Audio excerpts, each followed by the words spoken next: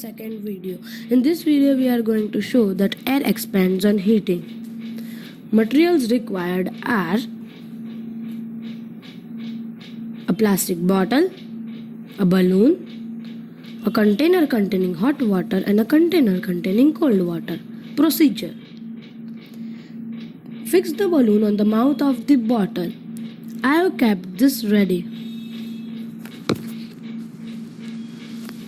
Place this bottle in the container containing hot water.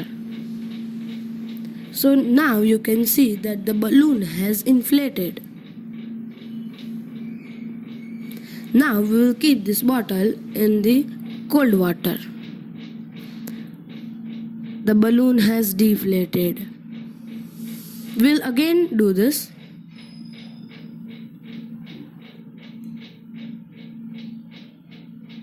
Now we are placing in hot water.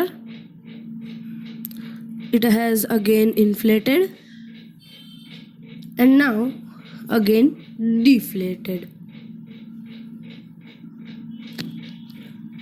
Observation: the balloon gets inflated when the bottle is kept in hot water. The balloon gets deflated when the bottle is kept in cold water.